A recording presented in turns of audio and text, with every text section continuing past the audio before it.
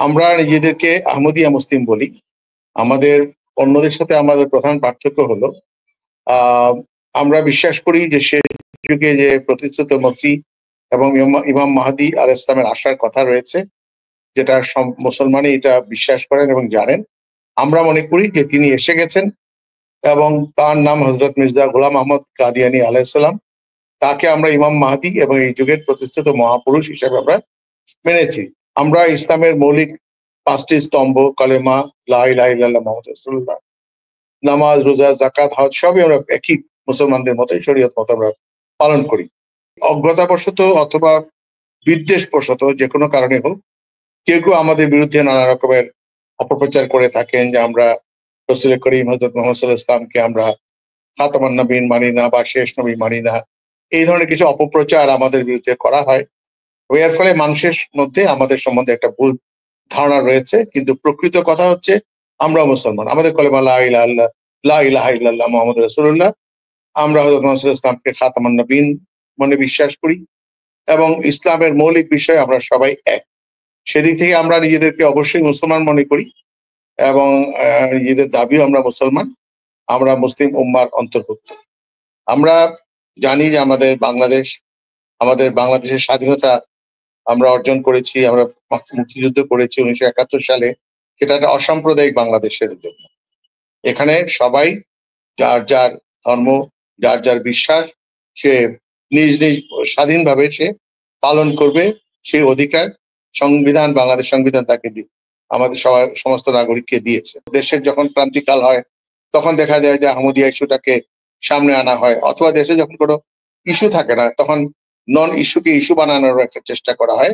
এবং যেহেতু আহমদিয়ারা নিরীহ, সংখ্যায় কম, তাই তাদেরকেই সেই বলির পাঠা বানানোটা সহজ হয়ে ওঠে।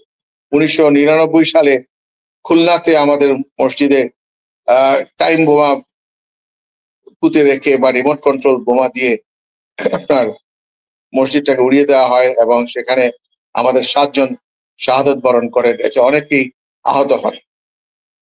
আর 2003 সালে আমাদের যশোরের ঝিকরগাছা এলাকায় রঘুনাথপুর বাগ গ্রাম, সেখানে আমাদের ইমামকে পিটিয়ে হত্যা করা হয়।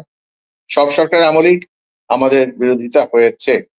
সরকারের আমলে, আমি সরকার বলছি না, সরকারের আমলে আমাদের বিরোধিতা হয়েছে।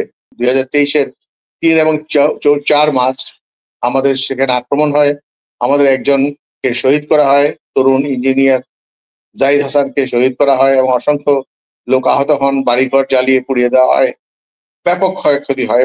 এবার যখন সরকারের পরিবর্তন হল তখন হঠাৎ করেই আবার আমাদের উপরে একটা আচমকা আক্রমণ হয়ে গেল। 5ই আগস্ট বিকাল বেলাতেই পঞ্চগড়ে আমাদের উপরে আক্রমণ হয়। ওখানে আমাদের গ্রামে, আহমদনগর গ্রাম, সেখানে আপনার বাড়িঘর জ্বালিয়ে দেওয়া হয়, মানুষজনকে আহত করা হয় এবং একটি ছেলেতে এত গুরুতরভাবে আহত হয় যে 3 মাস মৃত্যুর সঙ্গে লড়ে তারপর সেই ছেলেটি শেষ পর্যন্ত মৃত্যুবরণ করে। তার নাম হচ্ছে শহীদ শাহরিয়ার রাকিন, 16 বছরের একটা ছেলে।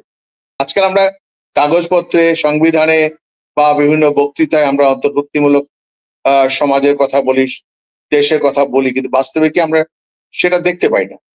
আমরা দেখি যে সেখানেও একটা সংখ্যাগরিষ্ঠের অথবা যাদের জোর আছে তাদের একটা, বা যাদের শক্তি আছে তাদের একটা প্রভাব আমরা দেখতে পাই। এখনো ওই আপনার অগাস্ট অভ্যুত্থান পরবর্তী সময়েও এটা বলা হচ্ছে, কিন্তু বাস্তবে আসলে এটা আমরা কতখানি দেখতে পাবো সেটা হচ্ছে কথা। কারণ আমরা সেরকম কোনো কিছু এখনো আমাদের চোখে পড়ছে না। এখনো দেখছি বিভিন্ন জায়গায় বৈষম্য রয়েছে, বিভিন্ন জায়গায় সবলের উপরে দুর্বলের অত্যাচার দেখতে পাচ্ছি। ইসলাম কখনো কাউকে অমুসলিম ঘোষণা করার অধিকার দেয় না। আল্লাহ তাআলা কোনো মানুষকে সেই অধিকার দেন নাই যে কে মুসলমান নয়। এটা সম্পূর্ণভাবে আল্লাহ তাআলার উপর নির্ভর করবে। কারণ আমার অন্তরের খবর আল্লাহ জানেন, কোনো মানুষের জানার কথা না। সেখানে আহমদীদেরকে অমুসলিম ঘোষণা করার যে দাবি যেটা উঠানো হচ্ছে, এটা সম্পূর্ণভাবে একটা পাকিস্তান থেকে আমদানি করা একটা দাবি। আমি আগেই বলেছি যে এখানে আগে এই বিষয়টা ছিল না, 90 দশকের পর থেকে এটা শুরু হয়েছে। এর আগে কি আমরা মুসলমান ছিলাম না? আমরা সারা পৃথিবীতে আমরা মুসলমান হিসেবে আছি। অন্তর্ভুক্তি সেটাই হবে যেখানে সবাই যার যার বিশ্বাস পালন করবে। ধর্মটা হচ্ছে, বিশ্বাসটা হচ্ছে সৃষ্টিকর্তার সাথে, আল্লাহর সাথে। তো আল্লাহ যদি আমাকে মুসলমান মনে করে, আমি মুসলমান।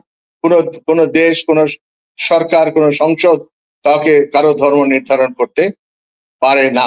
অন্তর্ভুক্তিমূলক সমাজ বলে সত্যিকার যদি করতে হয়, তাহলে সবাইকেই তার অধিকারটা দিতে হবে, সমান অধিকার দিতে হবে। আমি যেন আমার মসজিদে আমি আসতে পারি, আমি আমার মসজিদে আমি নামাজ পড়বো, আমি আমার বার্ষিক সম্মেলন করব, আমার অন্যান্য অনুষ্ঠান করব, এখানে কারো কোনো বাধা থাকবে না, যতক্ষণ পর্যন্ত আমি এটা শান্তিপূর্ণভাবে করছি।